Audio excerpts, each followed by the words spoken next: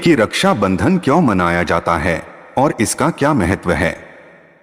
प्राचीन काल से ही राखी के रूप में मौली या कलावा बांधने का प्रचलन रहा है। अगर आप अपने हाथ का वह भाग देखें जहां पर राखी या मौली बांधी जाती है, तो आप देखेंगे कि वहां पर 3 रेखाएं होती हैं जिनको मणिबंध कहते हैं।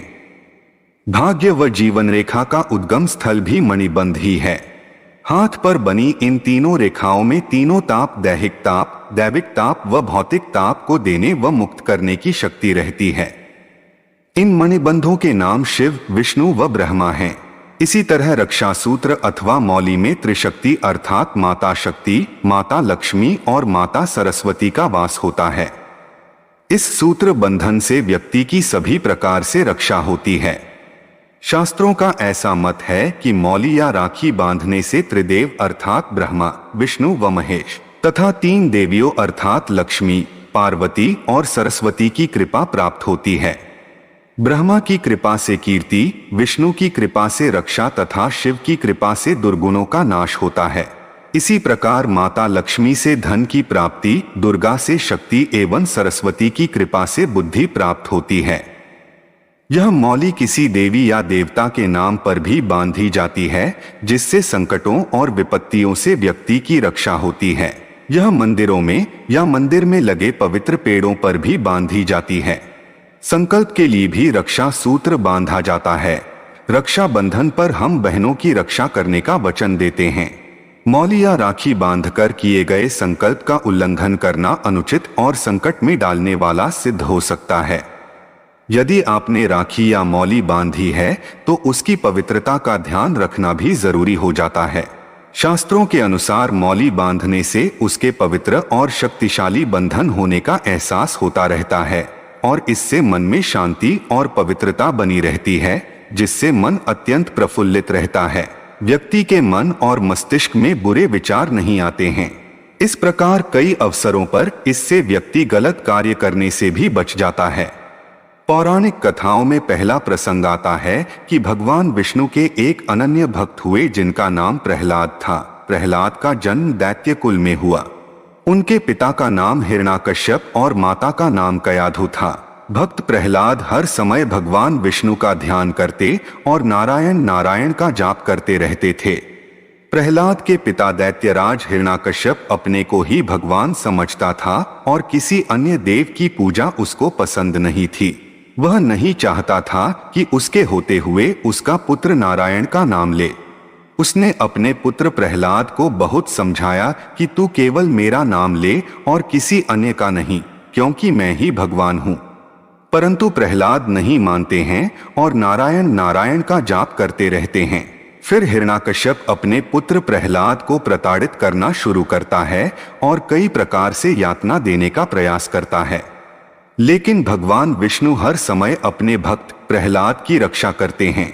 जब हिरण्याकश्यप ने सभी सीमाएं लांघते हुए अपने पुत्र प्रहलाद को मारने की कोशिश की, तो तब भगवान विष्णु खंभे से नरसिंह भगवान के रूप में प्रकट होते हैं और हिरण्याकश्यप का वध कर देते हैं और प्रहलाद की भक्ति भावना से प्रसन्न होकर उनको तीनों लोकों का राजा बना देते हैं। फिर कुछ समय बाद प्रहलाद का विवाह धृति नामक राजकुमारी से होता है।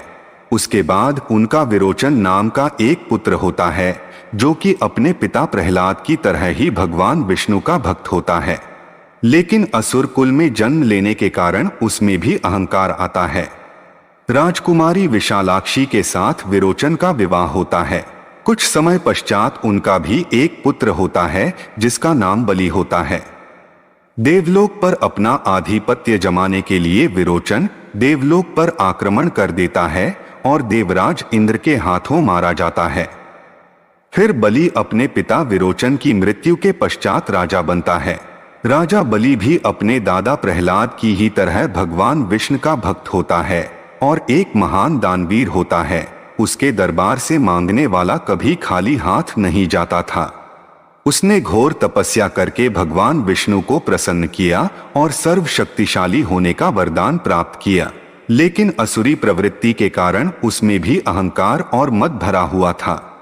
अपने अहंकार में चूर होकर उसने अपने पिता की हत्या का प्रतिशोध लेने के लिए देवराज इंद्र के साथ युद्ध किया, जिसमें देवराज इंद्र परास्त होकर भाग जाते हैं और देवलोक पर राजा बलि का आधिपत्य हो जाता है। अपने आप को और शक्तिशाली बनाने के लिए उसने अपने गुरु शुक्राचार्य की सहायता से 100 अश्वमेघ यज्ञों का आयोजन करवाया। 99 यज्ञों का वह सफलतापूर्वक आयोजन कर चुका था और यदि वह 100वां यज्ञ भी निर्विघ्न आयोजित कर लेता तो इंद्र के सिंहासन पर वह हमेशा के लिए आसीन हो जाता। उसके इस यज्ञ से देवताओं में भय व्याप्त हो गया, लेकिन किसी में भी उसे रोकने की शक्ति नहीं थी। स्वयं देवराज इंद्र असहाय अनुभव कर रहे थे। जब वह 100वां यज्ञ आयोजित करने जा रहा था तब इंद्र सभी देवताओं के साथ भगवान विष्णु से सहायता मांगने गए तथा धर्म की रक्षा की बात की। इस पर भगवान विष्णु उन्हें निश्चिंत रहने का आश्वासन देते हैं और कहते हैं कि वह मेरा भक्त है, मैं उसे मार तो नहीं सकता पर तुम्हें भयमुक्त अवश्य कर दूंगा। फिर भगवान विष्णु वामन अवतार के रूप में एक ब्राह्मण कुल में जन्म लेते हैं, जिनका कद बहुत छोटा अर्थात 52 अंगुल का होता है, इसलिए उनको बटुक ब्राह्मण या वामन भी कहते हैं। राजा बलि अपना 100वां यज्ञ करवा रहा था तो इस उपलक्ष्य में वह यज्ञ में आए हुए सभी याचकों व ब्राह्मणों को दान दे रहा था। तभी वहां पर बटुक ब्राह्मण अर्थात वामन भगवान भी चले जाते हैं। राजा बलि उनसे भी दान मांगने के लिए कहता है। इस पर वामन भगवान कहते हैं कि हे राजन, मैं तो छोटा सा ब्राह्मण हूँ, परंतु जो मैं मांगूंगा क्या तुम वह दे पाओगे? इस पर राजा बलि ने कहा कि मैं संकल्प लेता हूँ और हे बटुक ब्राह्मण, आपको वचन देता हूँ कि जो भी आप मुझसे मांगेंगे वह मैं आपको जरूर प्रदान करूंगा। बटुक ब्राह्मण ने कहा, ठीक है राजन, मुझे केवल 3 पग जमीन चाहिए। इस पर राजा बलि ने कहा, हे ब्राह्मण देव, बस 3 पग जमीन, मैं आपको 3 पग जमीन देता हूं, आप नाप लो अपने 3 पग जमीन और ले लो। फिर वामन भगवान ने अपना विशाल रूप बनाया और एक पग में सारी धरती और दूसरे पग में समस्त ब्रह्मांड नाप लिया। जब तीसरे पग नापने के लिए कुछ न बचा तो फिर वामन भगवान ने पूछा कि हे राजन, मैं अपना तीसरा पग कहाँ रखूं? राजा बलि पहचान गया कि यह कोई साधारण ब्राह्मण नहीं है, यह तो स्वयं नारायण भगवान विष्णु हैं। फिर उसने अपना सिर आगे बढ़ाते हुए कहा कि हे ब्राह्मण देव, आप अपना तीसरा पग मेरे सिर पर रखें। फिर वामन भगवान ने अपना पैर राजा बलि के सर पर रखा और उसको पाताल के रसातल में पहुंचा दिया और उसको रसातल का राजा बना दिया। वामन भगवान राजा बलि की दानवीरता पर अत्यधिक प्रसन्न होते हैं और उसको वरदान मांगने को कहते हैं। इस पर राजा बलि भगवान से वरदान मांगता है कि आपने मुझे रसातल पहुंचाकर राजा बना दिया, अतः मैं आपको अपना द्वारपाल बनाना चाहता हूं। इस पर भगवान ने उसको तथास्तु कह दिया और उसके द्वारपाल के रूप में सेवा करने लगे। जब यह बात माता लक्ष्मी को पता चली तो वे आश्चर्य में पड़ गई और समस्या का समाधान पाने के लिए देव ऋषि नारद के पास गई। तब देवऋषि नारद ने माता लक्ष्मी से कहा कि हे माता, आप राजा बलि को अपना भाई बनाएं और उसे रक्षा सूत्र में बांधें। उसके बाद माता लक्ष्मी भी एक गरीब ब्राह्मणी का रूप बनाकर राजा बलि के पास जाती हैं और उसको अपना भाई बनाती हैं। ब्राह्मणी राजा बलि को रक्षा सूत्र अर्थात राखी बांधती हैं, जिसके बदले में राजा बलि ब्राह्मणी से उपहार मांगने के लिए कहता है, तो ब्राह्मणी उपहार में वामन भगवान को मांग लेती हैं।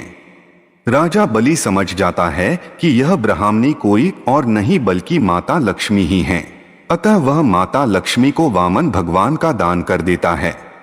इस प्रकार माता लक्ष्मी भगवान विष्णु को पुनः प्राप्त कर लेती हैं और फिर माता लक्ष्मी भगवान विष्णु सहित बैकुंठ आ जाते हैं। इस प्रकार रक्षा सूत्र की शक्ति और महत्व को जानते हुए तभी से रक्षाबंधन को त्योहार के रूप में मनाया जाता है।